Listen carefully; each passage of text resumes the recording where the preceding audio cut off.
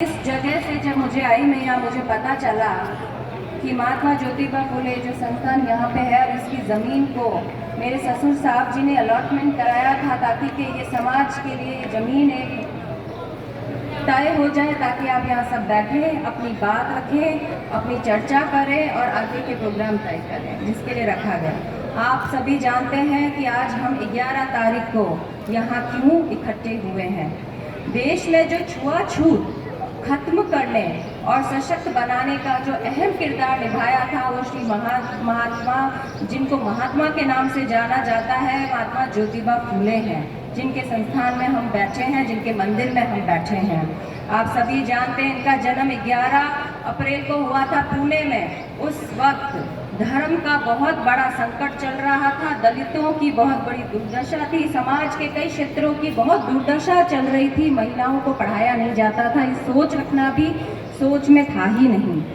उस व्यक्ति ने वह महान व्यक्ति उस जमाने में क्रांतिकारी थे, एक लेखक थे, अपने समाज सेवी थे और समाज सेवा में उन्होंने इस बात को समझा कि जिस समाज में महिलाएं पढ़ लिख जाती हैं उसके घर के बच्चे कभी अनपढ़ नहीं रह सकते। बच्चों में संस्कार डालना है तो महिला को सशक्त बनाना बहुत ज़रूरी है। तो जिस समाज की महिलाएं अनपढ़ रह गई वह समाज कभी आगे नहीं बढ़ सकेगा। वह किसी भी समाज और 36 कौमों की बात में कहूँ तो हर कौम की महिला को पढ़ा लिखना जरूरी है ताकि वह अपने बच्चे को अच्छे संस्कार, अच्छी शिक्षा दे सके और अपने अपने क्षेत्र में आगे बढ़ सके।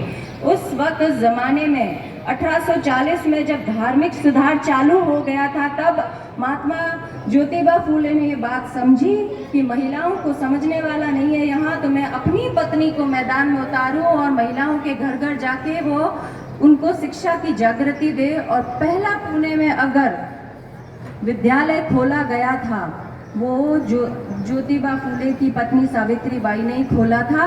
इसलिए हमारे समाज की और भारत देश की पहले अगर अध्यापिका का नाम कोई दर्ज करा पाया है तो वो सावित्री बाई है।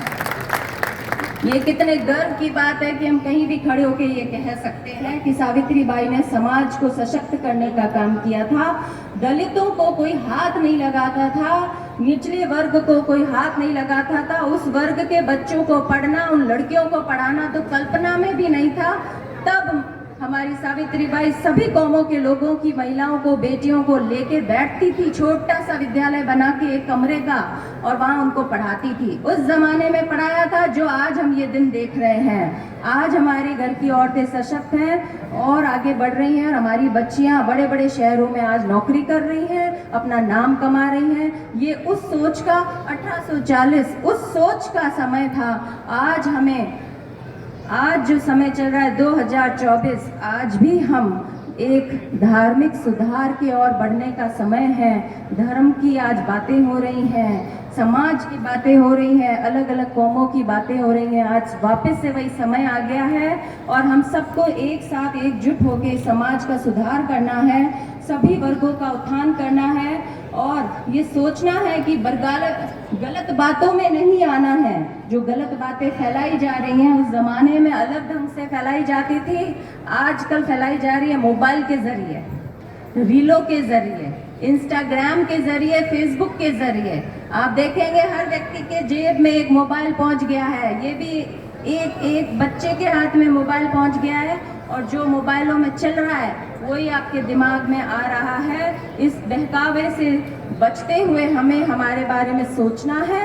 और आप सभी जानते हैं कि आपके बीच में वैभव गहलोत जी आए हैं जिनके पीछे बहुत ही बड़ा नाम है हमारे समाज का, श्री अशोक गहलोत जी का। 36 कौमों के लोग अगर किसी का डंका बजाते हैं पूरे भारत में तो वो अशोक गहलोत जी है। राजस्थान से जो राजस्थान को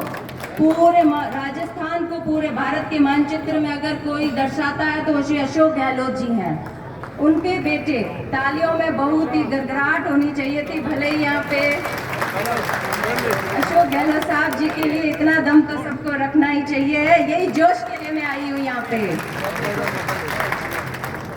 वे कई क्षेत्रों में मैं आपसे कहूँगी कि कुछ लोग कई जगहों पे वैभव गहलोत साहब नहीं पहुँच पाते हैं, हम नहीं पहुँच पाते हैं, शिकायतें होती हैं, कुछ होती हैं। पर आज आपको मुझे बोलना होगा कि बेटा यहाँ से जा और एक आदमी 100 वोट न लाए तो बताना।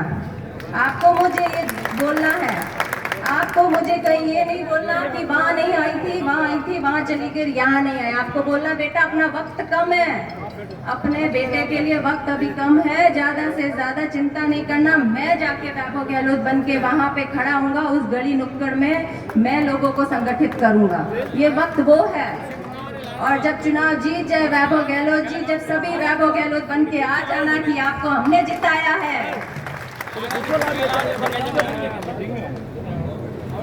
ये क्षेत्र में जब मैं आई तो मैं आज आपके बीच में ये कहूंगी कि महिलाओं मैं जब पहली बार जालौन में इस जगह पे आई तो मुझे लोगों ने कहा कि महिलाओं का यहाँ पे मामला थोड़ा सा गड़बड़ है साहब। महिलाओं को वोटों में, महिलाओं के अधिकारों में, महिलाओं के मान सम्मान में यहाँ पे आगे बढ़ाने का काम में हमें अब आगे लाना है। महिलाओं को हर घर में जाके वोट मांगना चाहिए है।